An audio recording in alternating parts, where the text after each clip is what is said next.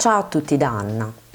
Oggi vi parlo di una delle mie piante preferite, il Bulbophyllum lobby. È il secondo Bulbophyllum che ho acquistato, ma il primo che sono riuscita a far rifiorire. E guardate un po' qui la particolarità del suo fiore.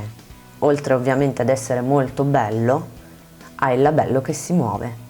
La pianta l'ho acquistata ad aprile 2015 dal coltivatore tedesco Rolke. Era in un vaso molto più piccolo di questo, infatti vi mostro qui in alto la foto di quando l'ho preso, così potete rendervi conto di come era messo. Quindi ho deciso di rinvasarlo subito in questa ciotola bassa e larga, che è l'ideale per questo tipo di Bulbophyllum, perché hanno radici che non vanno molto in profondità e hanno una crescita diciamo strisciante con dei rizomi molto lunghi. Poi ho praticato dei fori sul vaso in modo da favorire sia il drenaggio che la reazione, e come substrato alla base ho messo del polistirolo giusto per fare un po' più di volume, di modo da utilizzare meno bark.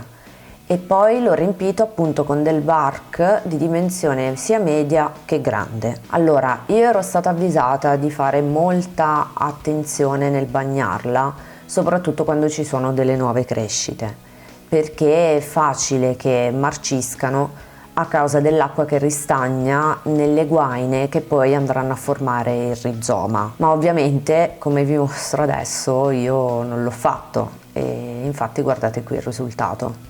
La nuova crescita è marcita, quindi mi raccomando, almeno voi che non siete pigri come me, o almeno lo spero, fateci molta attenzione. Per quanto riguarda la coltivazione, io sinceramente l'ho trovata una pianta davvero semplice da tenere, anche forse di più di una Phalaenopsis.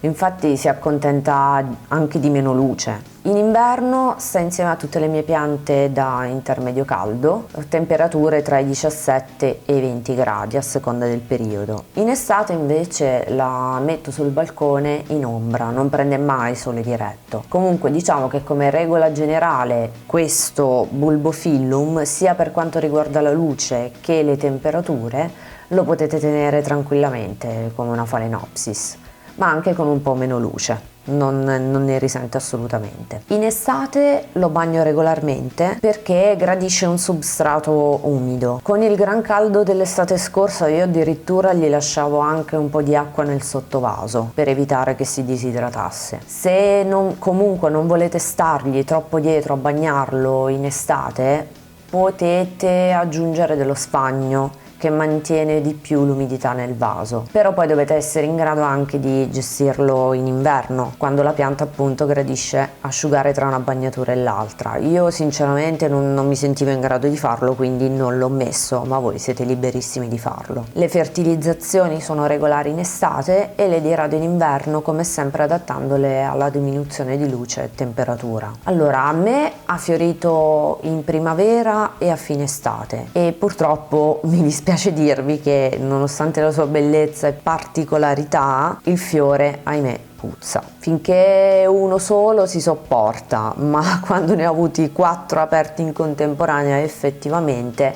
era difficile stargli vicino. Quindi tenete conto anche di questo, diciamo, piccolo particolare se mai decideste di acquistare appunto un Bulbophyllum.